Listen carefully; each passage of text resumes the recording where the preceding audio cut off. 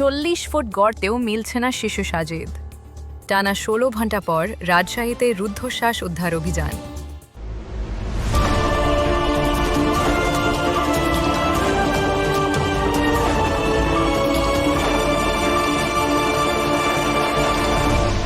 Channel CB.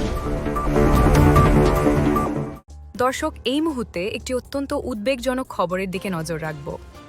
Rajshahi তানোরে প্রায় 16 ঘণ্টা পেরিয়ে গেলেও এখনও উদ্ধার করা যায়নি গর্তে পড়ে যাওয়া 2 বছরের শিশু সাজিদকে। বুধবার দুপুর 1টার দিকে খেলার ছলে 40 ফুট গভীর একটি গর্তে পড়ে যায় সে।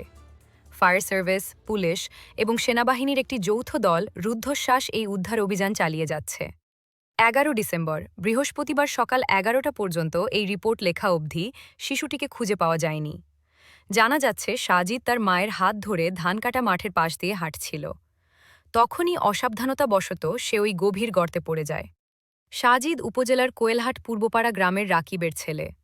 ফায়ার সার্ভিস সূত্রে জানা গেছে, প্রধান গর্তের পাশ দিয়ে কেটে শিশুটির কাছে পৌঁছানোর চেষ্টা করছেন উদ্ধারকারীরা। কিন্তু 40 ফুট পর্যন্ত খনন করার পরও শিশুটিকে খুঁজে পাওয়া যায়নি। আশঙ্কা করা হচ্ছে শিশুটি হয়তো আরও গভীরে পিছলে গেছে। স্থানীয়রা বলছেন, তানোর উপজেলার পাচন্দর ইউনিয়নের এই গ্রামে ভূগর্ভস্থ পানির স্তর অনেক নিচে নেমে গেছে। যদিও এলাকায় এখন গভীর নলকূপ বসানো নিষিদ্ধ, তবুও কোয়েলহাট গ্রামের এক বাসিন্দা তার জমিতে পানি পাওয়া যায় কিনা তা দেখতেই এই গর্তটি খুঁড়েছিলেন। পরে গর্তটি ভরাট করা হলেও বর্ষার সময় মাটি দেবে গিয়ে সেখানে আবার একটি গহ্বর তৈরি হয়। দুর্ভাগ্যজনকভাবে শিশুটি সেই গর্তেই পড়ে যায়। বুধবার বিকেল 5:30টার দিকে এক্সকাভেটর দিয়ে খনন কাজ শুরু হয়।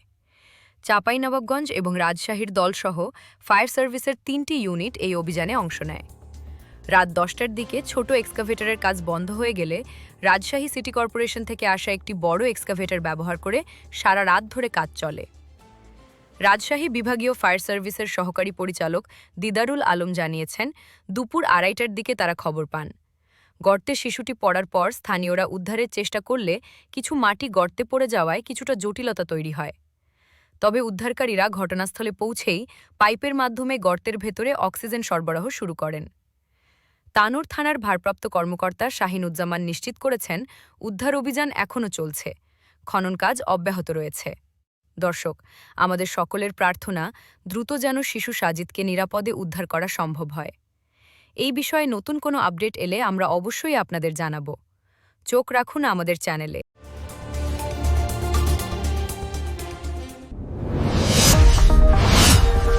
Subscribe now for daily news and updates.